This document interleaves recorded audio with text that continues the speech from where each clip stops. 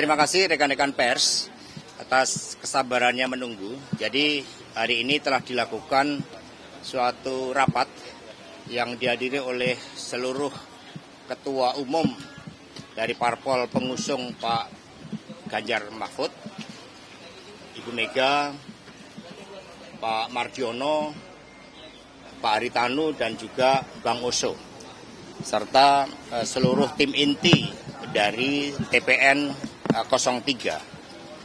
Di dalam rapat itu, setiap ketua umum menyampaikan arahan-arahannya, dan kemudian ketua TPN, Mas Arsyad Rashid, menyampaikan laporan terhadap potret dan dinamika Pilpres, dan dari situlah kemudian dikerucutkan pada beberapa hal, yaitu yang pertama, bahwa Pilpres tidak ditentukan oleh hasil quick count, tetapi melalui suatu proses rekapitulasi secara berjenjang, itu dari TPS bertingkat ke atas, sehingga seluruh saksi-saksi dari paslon 03 terus mengawal proses rekapitulasi itu, karena suara rakyat adalah suara Tuhan. Kemudian yang kedua, disampaikan berbagai temuan-temuan, baik yang disampaikan melalui para aktivis, para pejuang-pejuang pembela demokrasi, terhadap kecenderungan terjadinya rekayasa pemilu yang terutama dilakukan secara sistematis dari hulu ke hilir. Kemudian yang ketiga, dilakukan juga kajian-kajian terhadap beberapa pasal-pasal di dalam undang-undang pemilu tentang keterlibatan dari pejabat negara yang menurut undang-undang pemilu itu bertentangan. Dan kemudian dipaparkan seluruh aspek-aspek secara komprehensif dari hulu ke hilir, baik diawali dari rekayasa hukum di MK, kemudian di tengahnya itu berbagai bentuk intimidasi, penggunaan aparatur negara, kemudian politik anggaran yang secara nyata itu dipraktekkan untuk mendukung pasangan 02. Berbagai anomali pemilu itu telah menyentuh aspek legitimasi dari pemilu tersebut. Nah, karena itulah kemudian yang keempat, dibentuk tim khusus untuk melakukan suatu audit forensik. Dan tim khusus ini nantinya akan terdiri dari pakar hukum, pakar IT, kemudian juga demografi, dan setelah itu mereka-mereka yang memang punya pengalaman di dalam mengungkapkan bukti-bukti material agar apa yang menjadi ketentuan pelanggaran secara terstruktur, artinya melibatkan suatu kekuasaan masif itu dengan suatu orkestrasi yang menyeluruh dan sistematis dengan orkestrasi yang menyeluruh, dan dampaknya adalah masif. Ya, sehingga tim khusus ini segera dibentuk, nama-nama sudah dikumpulkan dari orang-orang yang punya kredibilitas tinggi dan juga punya suatu spirit di dalam menjaga marwah demokrasi yang berintikan kedaulatan rakyat, demokrasi yang ada etika politik, demokrasi yang tidak menghalalkan segala cara. Dan kita juga melihat bahwa berdasarkan analisis terhadap proses, memang ada beberapa elemen-elemen di dalam internal penyelenggara pemilu dan juga pengawas pemilu di dalamnya ada pelemahan-pelemahan secara sistematis pula. Demikian pokok-pokok dari rapat tadi, dan semua mencermati bahwa proses hukum ini harus dikedepankan karena kita negara hukum. Kemudian dikaji juga proses politik, baik yang ada di parlemen maupun juga proses-proses politik di dalam pencermatan terhadap seluruh tahapan pemilu itu sendiri. Mas, tim khusus yang tadi itu dibentuk isinya adalah orang-orang TPN dan partai politik atau juga ada dari masyarakat sipil, Mas? Tentu saja pergerakan masyarakat sipil ini independen. Mereka merdeka, mereka bergerak karena tuntutan nurani.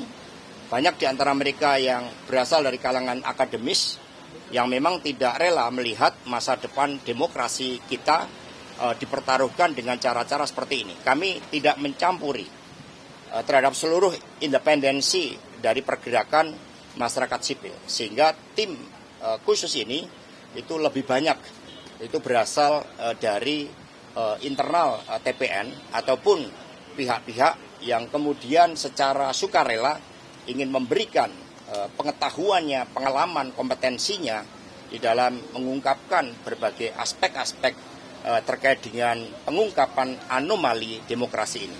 Mas Hasto, kabarnya Bu Mega mau ketemu Surya Paloh, Pak. Apakah udah ada rencana itu, Pak?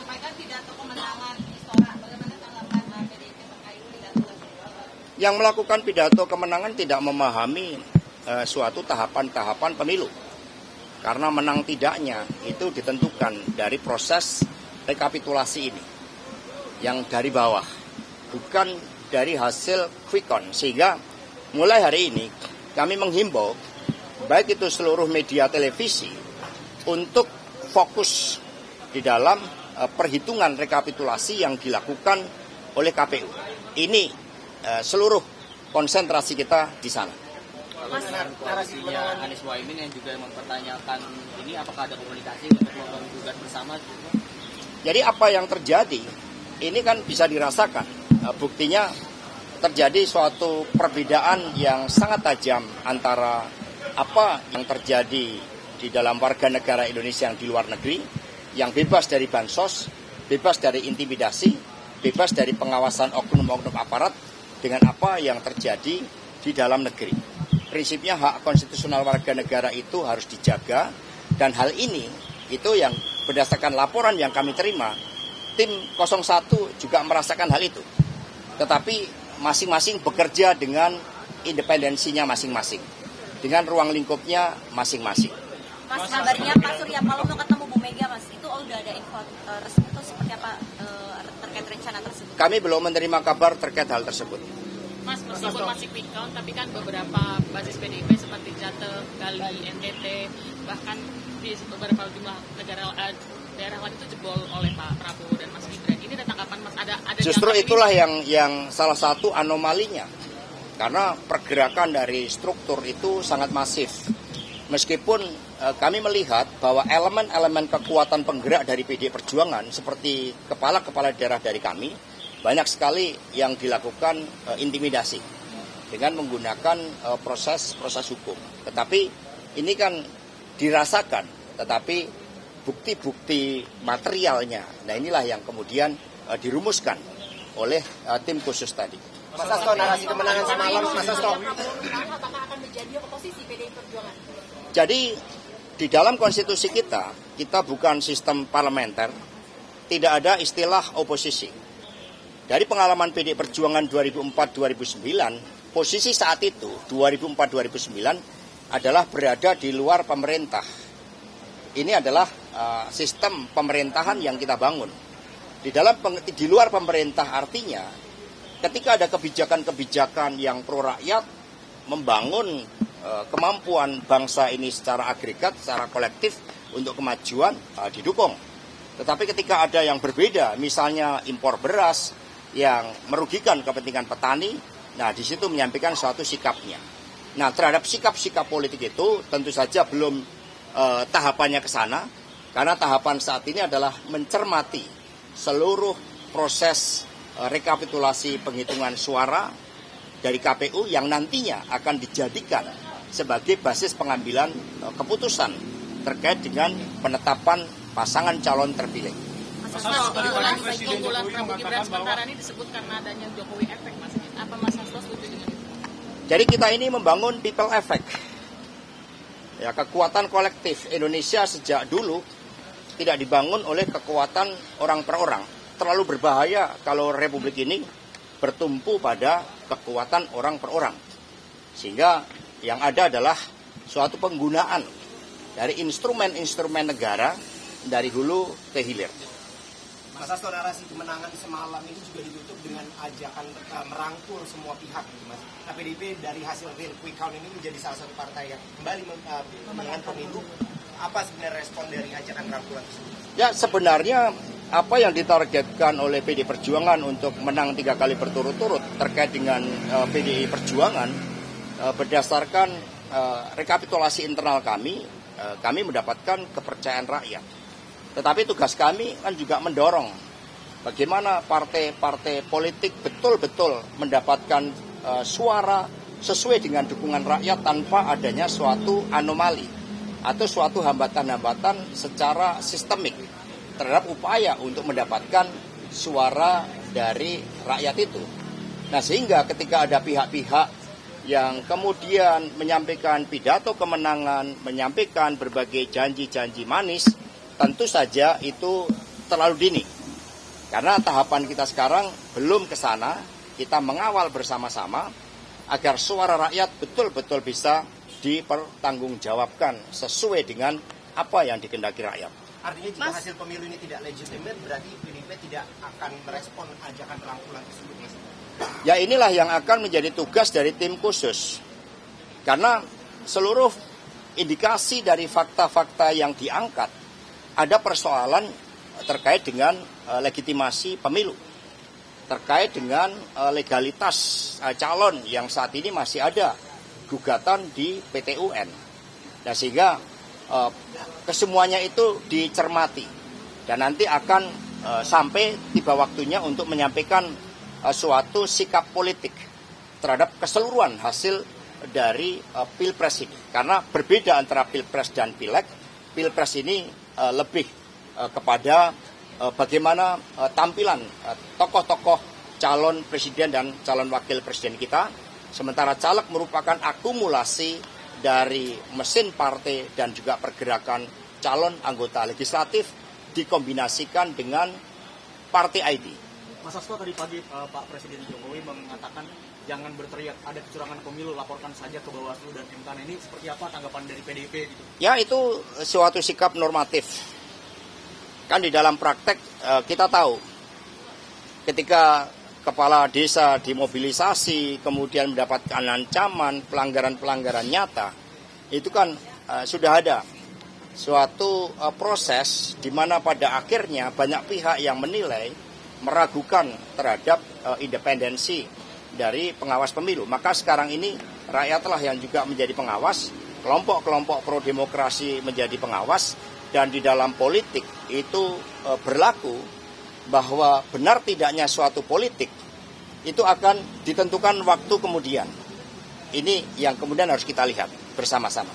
Mas Egen, apakah tadi dievaluasi? Karena kalau tadi dibilang partai pemenangnya PDIP, tapi Mas Ganjar dan Mahfud masih di bawah dari 19%. Kami fokus pada pencermatan atas rekapitulasi dan kemudian pembentukan tim khusus yang akan melakukan audit secara menyeluruh, ya, berdasarkan bukti-bukti material yang ditemukan oleh tim khusus dari laporan-laporan awal yang saat ini terus dikumpulkan.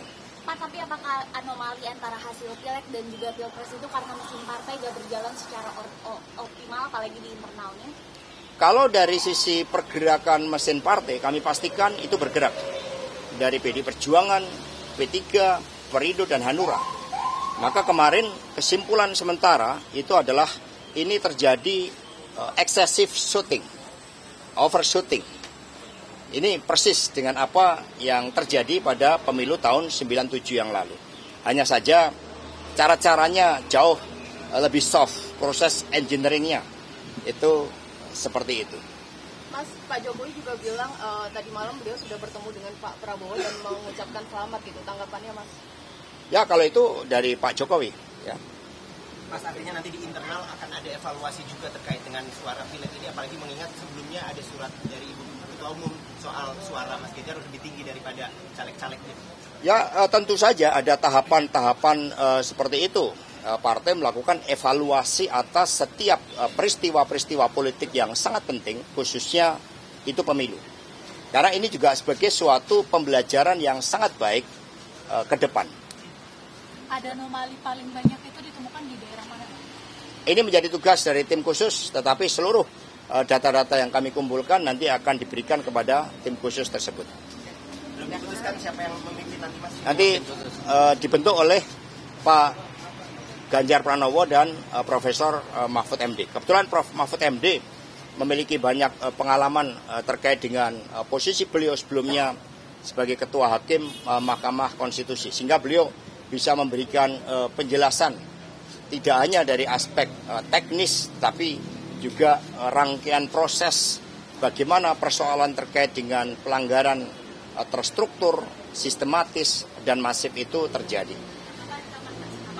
Ya nanti akan diupdate. Berarti dipimpin langsung oleh Pak Ganjar dan Pak Mahfud? Oh tidak. Ya, Pak Ganjar, Prof. Mahfud ya dalam kapasitas sebagai pasangan calon yaitu tetap ya menjalankan tugas-tugasnya, memberikan suatu arahan-arahan, direction kepada tim khusus ini.